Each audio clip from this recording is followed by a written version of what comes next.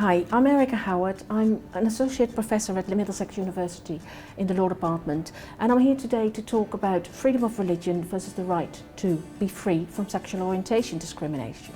And one of the things that has been said is that these rights often clash. They don't have to clash, I think, and that's one of the things that we want to discuss today. Do they clash or can they be reconciled? It's important to talk about these things, and the series is called Human Rights Practice Course, bringing together academics and practitioners, which I think is a special way of doing it because the practitioners bring in something completely different. They bring in what they see every day, while the academics sometimes talk about things at a different level and sometimes forget what's happening in practice. So I think it's very important to have this course. I think it's also very important that we have a lot of people from different backgrounds coming to these courses, and that they're open for different people, students, academics, practitioners, people from all walks of life. Necessary in a democratic society means that the interference must fulfill a pressing social need and must be proportionate to the legitimate aim pursued. Basically, they say there has to be a reasonable and proportionate relationship between the aim of the restriction, as I've just mentioned, and which I mentioned in Article 92, and the means used to achieve that aim. Hi, I'm Laura Prince. I'm a barrister at Matrix Chambers and I practice in employment and discrimination law. One of the most interesting areas is when different types of discrimination clash with each other and how the courts treat those different rights. Sexual orientation and religious belief are rights which clash probably the most of all of the competing rights.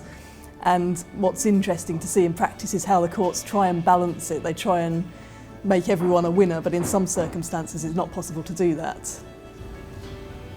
I think it's useful when looking at these to look at the UK law, because we can see when we look at the cases how these requirements are actually applied.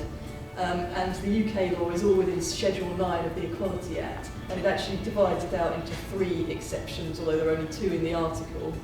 The first is occupational requirement, which is what comes from Article 4.1, and then the second 2 relate to organised religious requirements, and employers with a religious ethos. I would say overall that religious discrimination tends to give way in cases of sexual orientation discrimination, and the main reason for that is when rights come into conflict, it's very difficult for the courts to say that someone's belief or religion can justify them treating someone in a different way.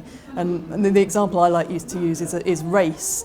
If, for example, someone said, well, my religion is, I don't think there should be interracial marriages, and therefore objected to people in an interracial marriage using a hotel room, almost everyone that you speak to would say that that's wrong.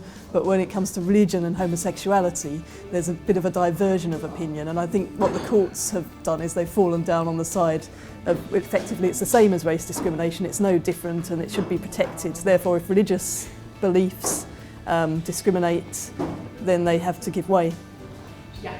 I was interested to hear that that sexual orientation is has special protection under Article 14, so there's less margin of appreciation. Just wondering how that would affect states that are less open to LGBT people, for instance Russia, who are still under the jurisdiction of the Strasbourg Court, and what we might expect by way of judgment, in particular in respect of the laws that ban gay propaganda in Russia. It seems to me it's totally indefensible in terms of the way in which the courts interpreted the rights, and particularly in giving sexual orientation discrimination extra protection. So I think if someone brought a claim, someone from Russia, about that, then it would be almost bound to succeed. Whether Russia would take any notice of that or not is probably a different issue, but I can't see any basis on which it could be justified.